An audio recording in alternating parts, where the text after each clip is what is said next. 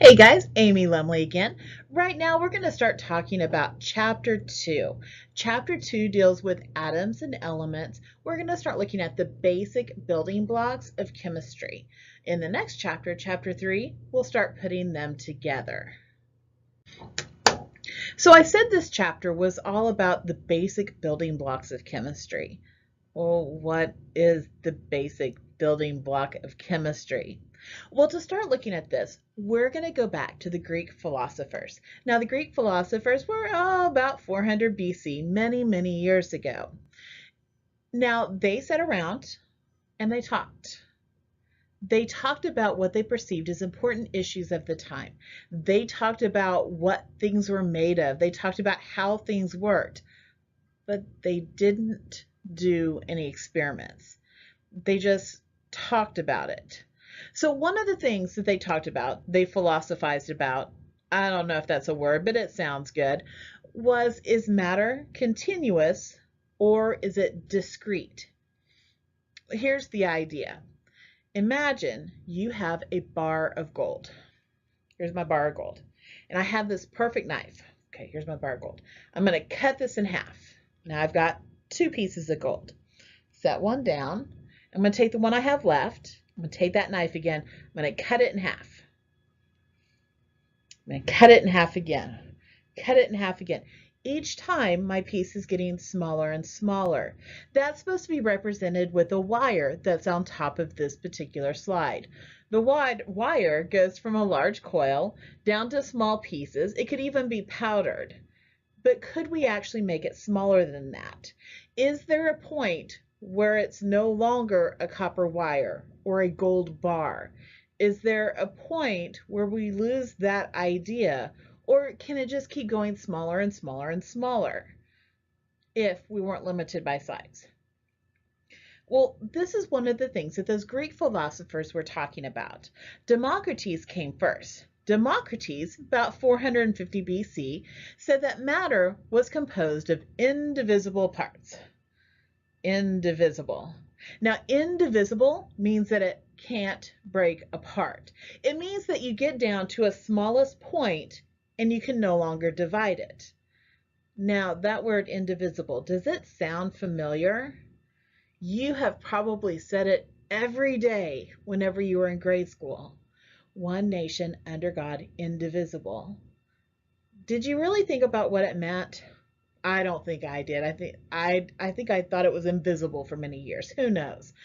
Indivisible. You can't break our nation apart. It's a wonderful idea to think about.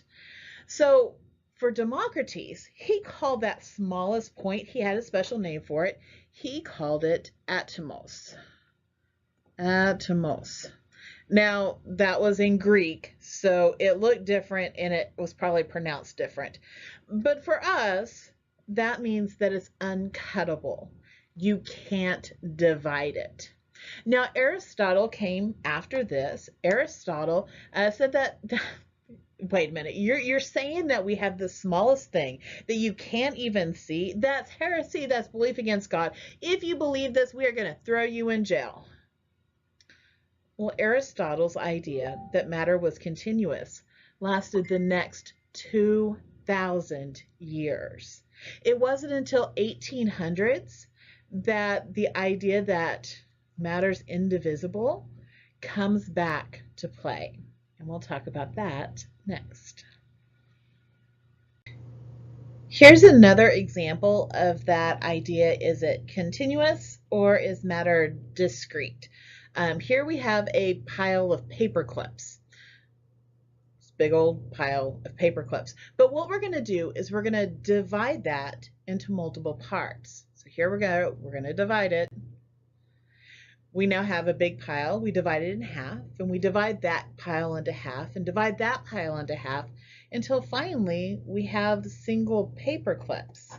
So here we have our single paper clip. I'm circling it right now. Can we take that single paper clip and break it apart? Well, no. If you tried to break that paper clip apart, you lose the identity of the paper clip. It's not a paper clip anymore. It's broken pieces of metal down here at the very bottom. This is the idea that matter is discrete, that matter is indivisible. We have that term atomos, and we're going to learn how that came to the word atom that we use today.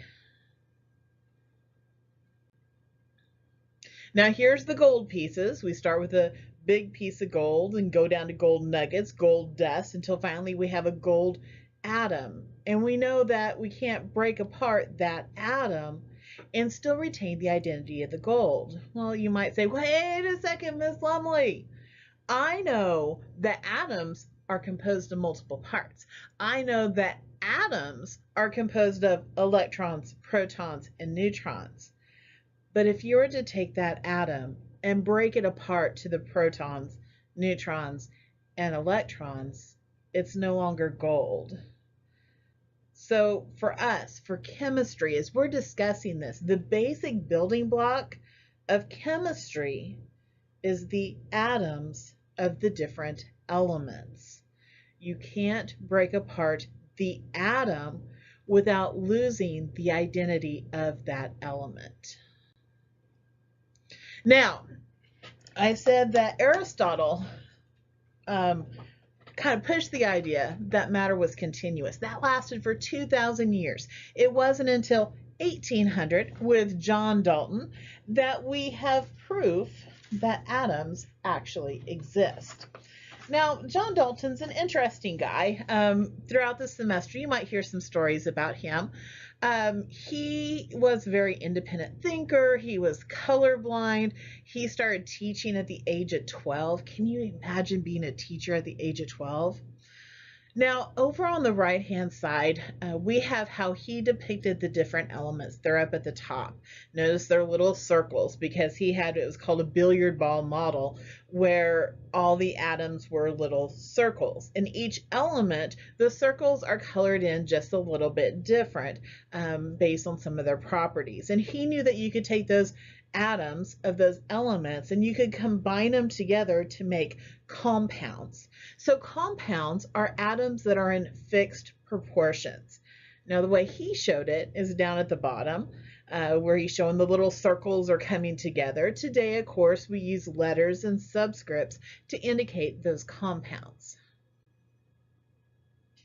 Now, over the years, since that early 1800s, so just over 200 years, there's been a lot of different models of the atom and how it's changed over the years. So this slide kind of gives you an overview. We're going to talk about a few of these different models. So if you look at the far left, we start with Democritus, who said, I'm sorry, I shouldn't say atoms because he didn't actually call it atoms. He said matter is discrete. And then Aristotle came along and said, no, you're crazy. Matter's continuous. Fast forward 2,000 years, we get to John Dalton. John Dalton said, oh yeah, matter's discrete, and we're going to call that smallest part an atom. Now, the way the atom was designed or imagined has changed throughout the years. John Dalton didn't realize that there were different parts to the atom. He imagined it like a billiard ball. It's like a pool ball that was solid and even density. And then we start finding out about electrons and protons and what happens to the electrons over the next couple of scientists.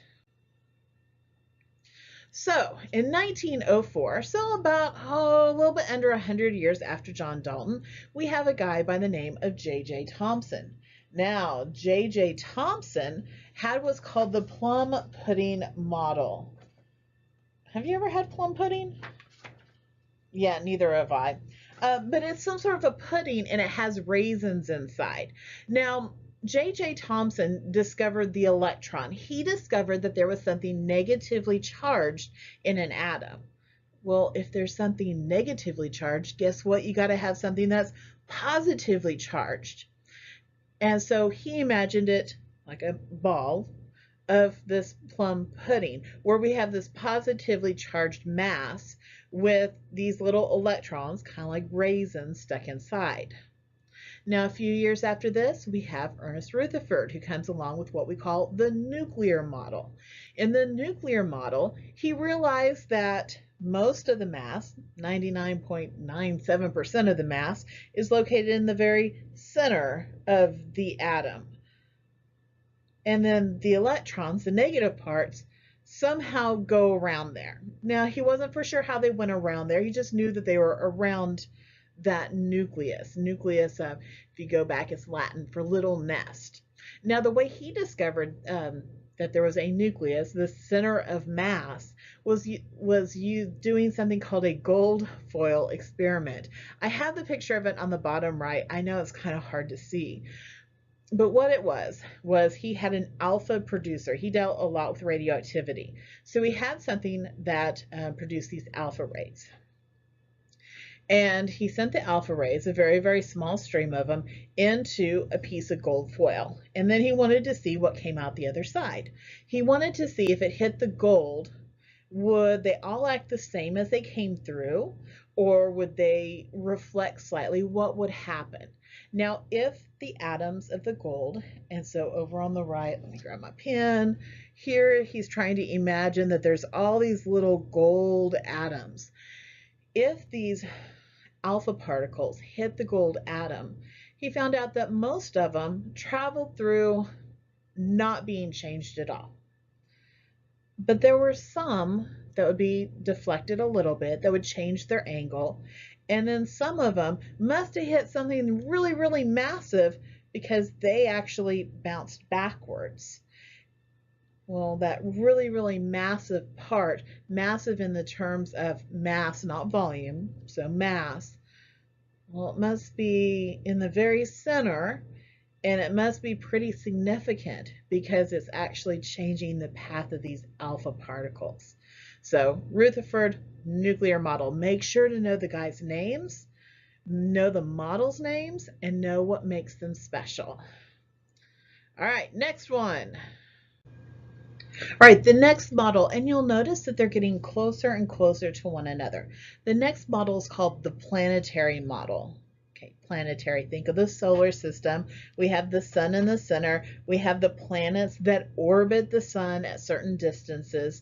Niels Bohr came up with something similar to that for the atom. He said, okay, in that center, we have that nucleus. We know that there's something really, really massive. This is where we find all the protons, and it turns out the neutrons. And the electrons are going to go around that nucleus. But there has to be something about them being set distances away from the center. Now, the way he found this one out was by looking at what's called an atomic spectrum or a line spectrum. A couple different terms that you'll hear. Well, let's see what the picture says. So this top part right here, this is supposed to represent the sun, and the sun is sending light through a prism. My best friend had a prism in her window when we were growing up. I was so jealous because when the sun would hit it just right, there would be rainbows all over her room. So you'd get all of the colors of the rainbow. Now, what Bohr recognized is that if instead of using light from the sun or white light, if you use light from a certain element, he looked at hydrogen and he sent it through that same prism, you didn't get all the colors of the rainbow. You only got little lines. There's a red one, there's a turquoise, a bluish one, a couple purple ones. That's it. Now what he did is he said, okay, each of those colored lines represents an electron and how the electron can move from one orbit to another, how it can go from a higher level back down to a lower, and it releases energy, and we see that energy in the form of light. This was an amazing idea that he had, and it works really, really, really good for hydrogen, but nothing with more than one electron. So we're going to have to refine this particular planetary model.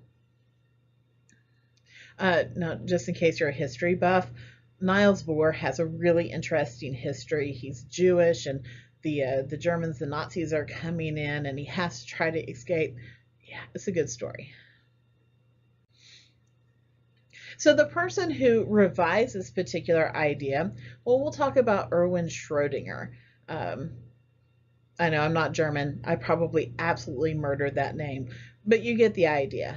He had what's called the quantum mechanical atom. There's a couple other terms that you might see this one, electron cloud theory.